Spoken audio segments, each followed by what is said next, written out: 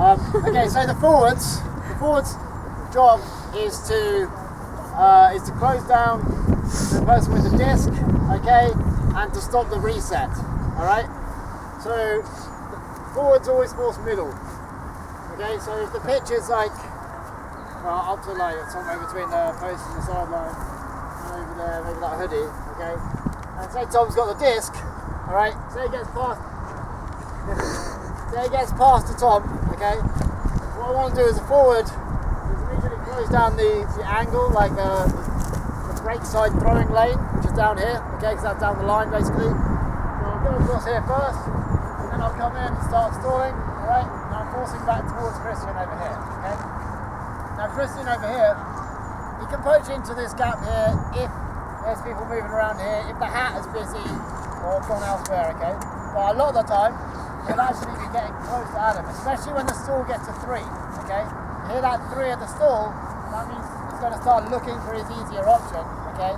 That's when Christian wants to start closing him down, okay. So then wherever Adam moves, Christian's then defending him, staying on him and adding pressure, okay.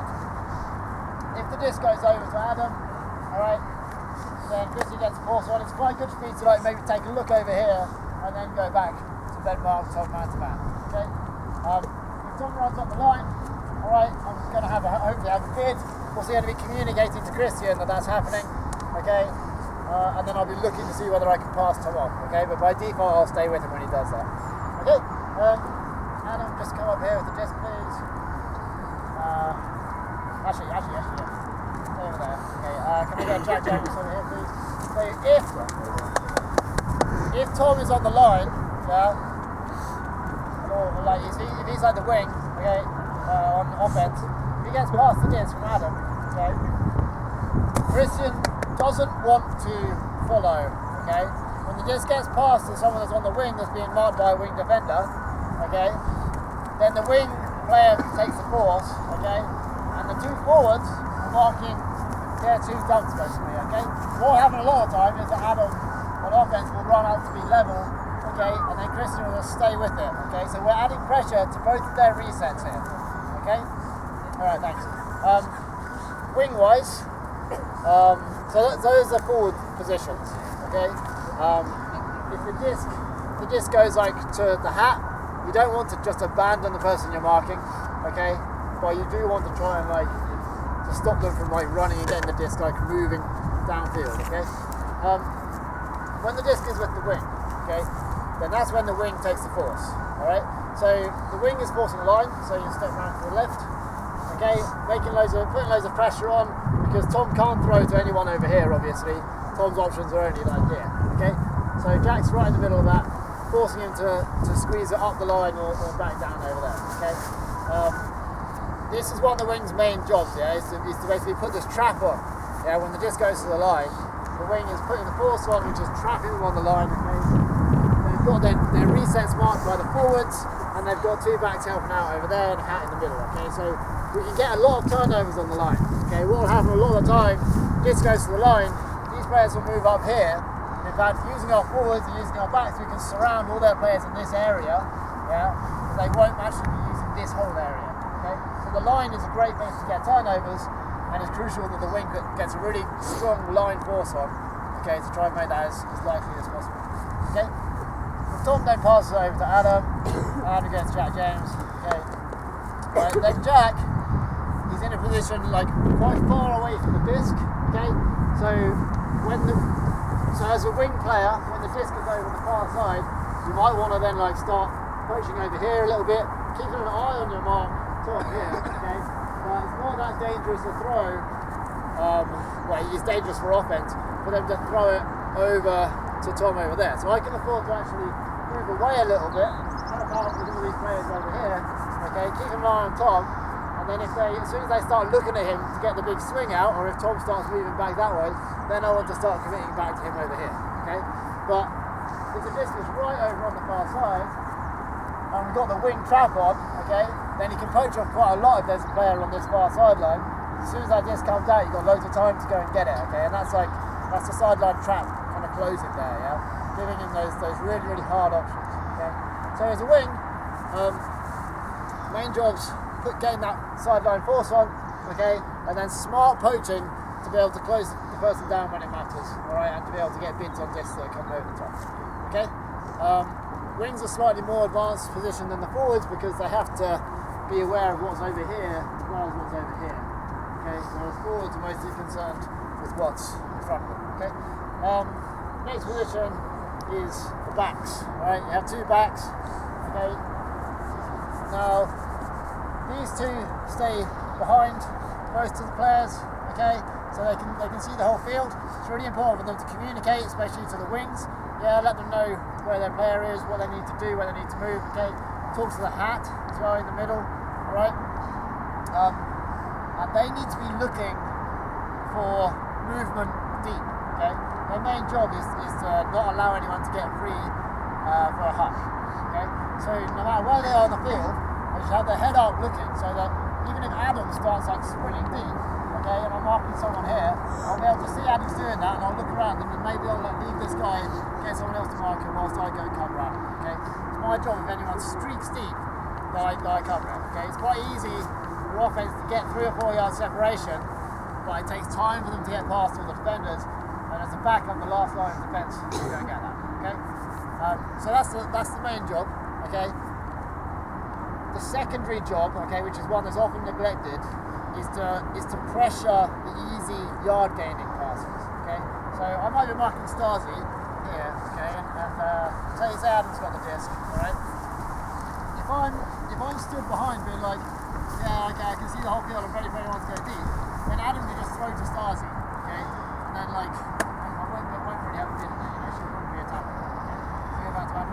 So what I want to do, instead of being like really far back surveying the field, I kind of want to get quite close so that Adam doesn't have this as an option. She throws it, but I'll come ahead of her and get the game. Okay, so you don't want to give them too much space. Okay, close enough so you can pressure it. Okay, if I've got let's all shift this one a little bit. If I've got Ben and Martha over here.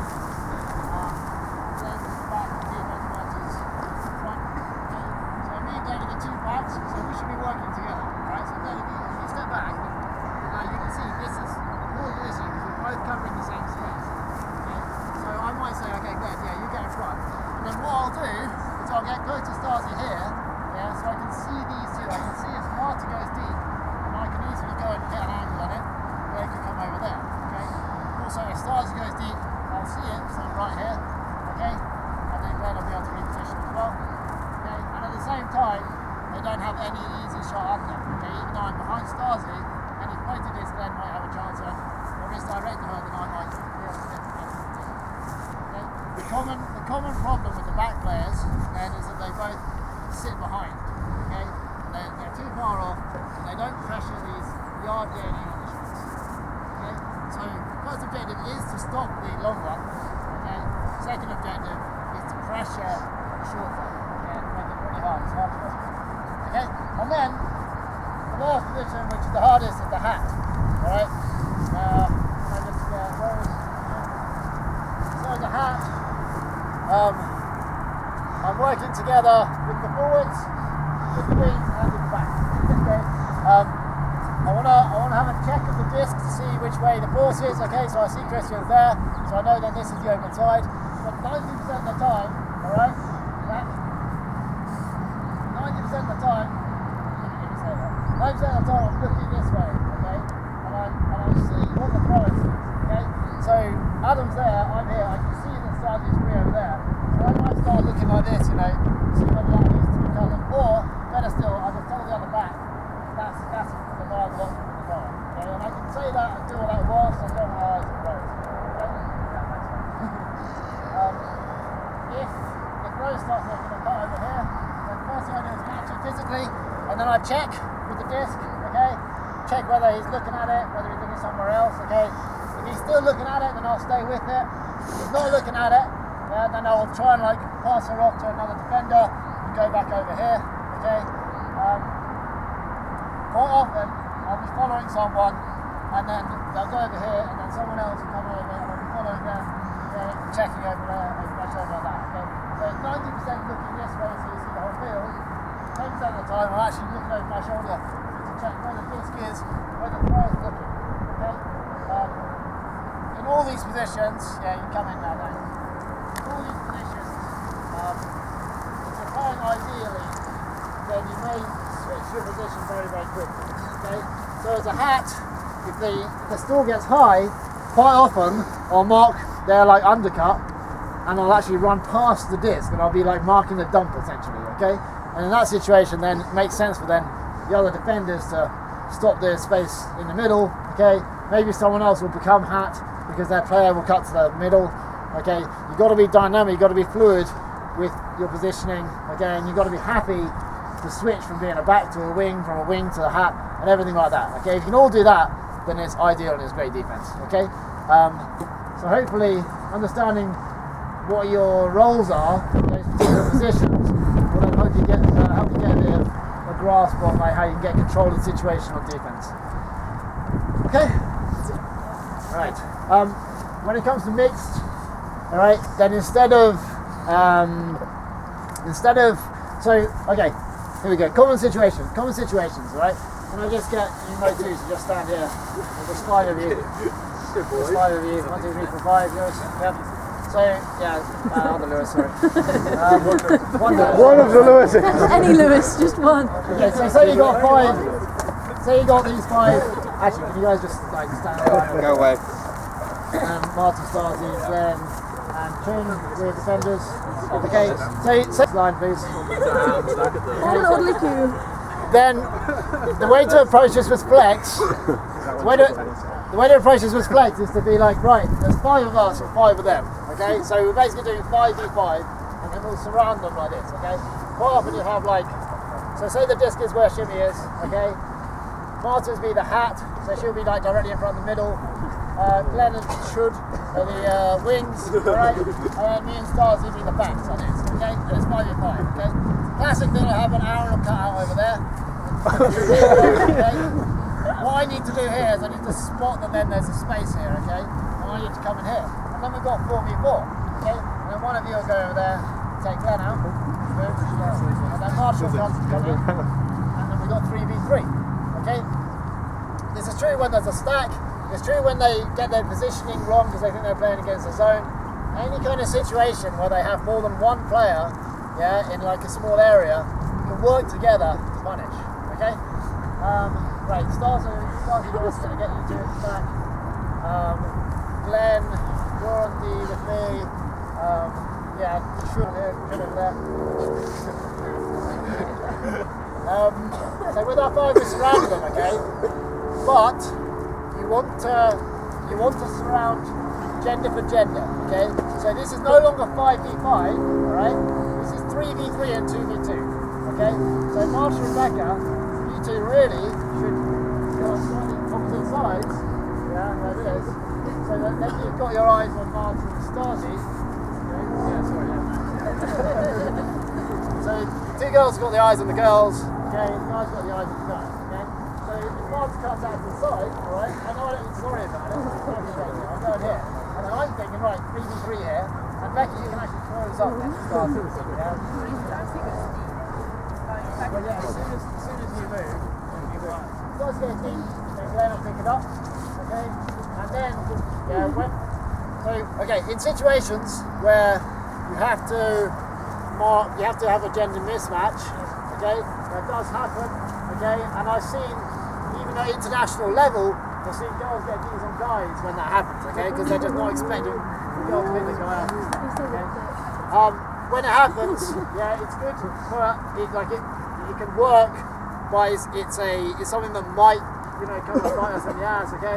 So you have to then work to get that switch happening, yeah? You have to get the gender switch back, all right? So if you're a girl marking a guy or vice versa, you have to look up and see where that situation is reflected on the field, try and communicate with that person and get the switch happening, okay? Difficult, but like I say, possible. It's been done at international level with great results, okay?